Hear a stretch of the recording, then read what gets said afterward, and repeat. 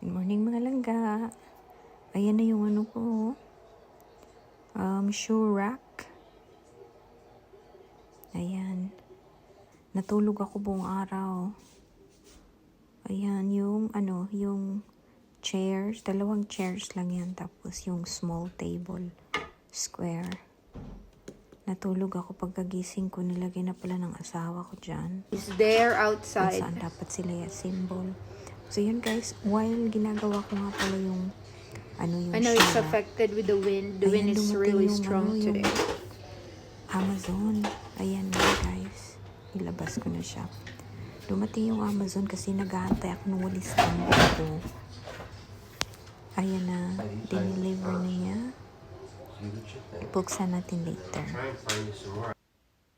Ayan. So yung asawa ko, tiga-assist ko na lang siya kasi hindi siya marunong ng mga asimbol. Tapos pag masyado na siyang guys, yung matigas.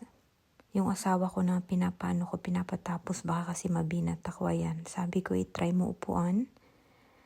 At nung natapos na nga namin yung shoe rack guys, sabi ko magpapahinga muna ako kasi medyo nahingal ako.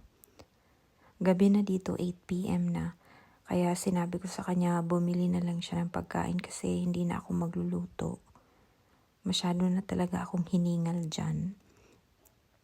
Binilhan niya ako ng shrimp fried rice from Asian Connection. Ayan, pag hindi ako nagluluto ng kanin niya, nagpapabili ako doon ng fried rice. Ayan. Ulam ko is salt and pepper na chicken wings. Kain nga pala tayo guys. Siyempre, yung asawa ko iba na naman ang niyan. Magkaiba kasi kami ng kinakain. Pizza naman yung kanya. Ayan. Coke tayo guys. Pagod talaga ako guys. Kaya hindi ako pwede mapagod. Fatigue tsaka chills. Yung bang parang malamig sa loob ng katawan mo. Nabasa ko siya sa Google. Normal talaga siya pag on recovery ka. Nasa pa lang kasi ako. Kakatapos ko lang ng 2 weeks. Dapat kasi 6 weeks. Yung pagpapagaling ko. So mag-3rd week na siya. So hindi ko natatapusin yung mesa. Tsaka yung table. Tsaka yung bookshelves ko.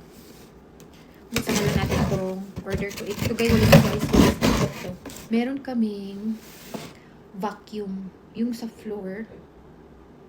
Hindi carpet, yung floor.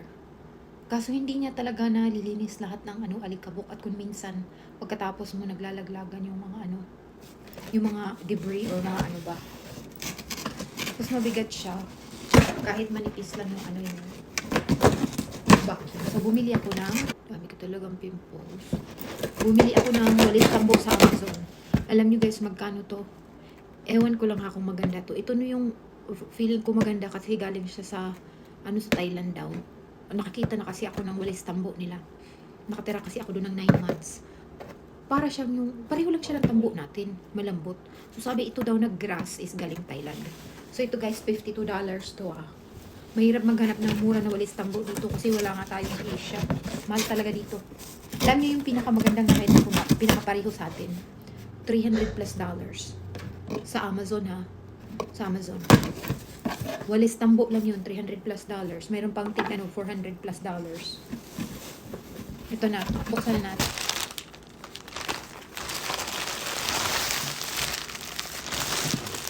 Ayan. So, iano mo lang siya. Unahin na lang muna natin ito nasa baba. Maganda din to parang pang-display siya.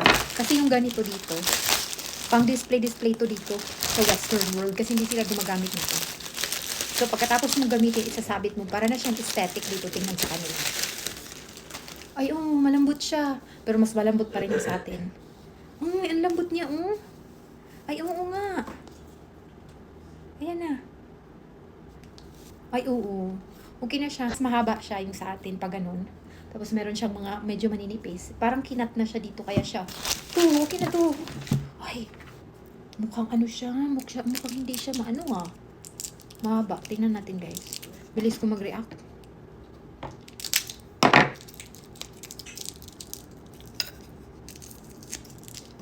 Ay, pagod talaga ako. Di pa ako pwede bagay-bagay. Yung asawa ko kasi guys, hindi yan marunong gumawa ng kung ano-ano. Nag-hire lang yan sila. Plumbing, fixtures, magpintura ng bahay, mag-assemble ng mga furniture, kung ano-ano. Ako ang gumagawa niyan. Natuto na lang siya nung dumating ako dito. Kasi tinuturuan ko siya. Pati nga pag renovate nga ng tiles, ng bathtub, pati yung tub, ako, di ba? I-reglaze mo, tapos yung tiles, lagyan mo ng grout. Ako pa lahat. Tinuruan ko siya, medyo marunong na siya, or nakaka-assist na siya sa akin pag sinabihan ko kung anong galing niya. Kasi nga guys, pag mag-hire ka always, mahal, tigo $100. Meron ang per hour is pinakamura. Dito is $50. Ewan ko lang ngayon. Tapos pag electrician naman, mga $100 ata ang per hour. Ayan guys. Ang talaga today windy, kaya hindi ako lumabas. Ang sinabihan ko na magbili ng pagkain ko, hindi na rin ako makapagluto ng kanin. Kaya sabi ko sa kanya, bilhan mo na lang ako ng rice. Ito na.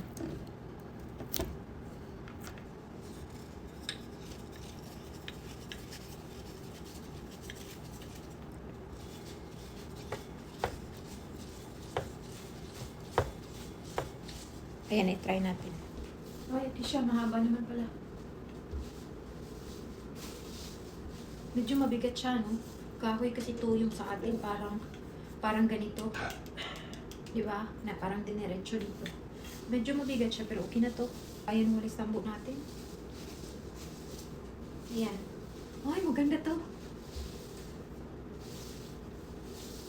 Try ko muna siya guys. Dito naman kasi sa Canada, hindi naman sila naniniwala na bawal magwalis ng gabi. 9 na kasi, 9 p.m. na. Yan, goodbye guys. Love, love.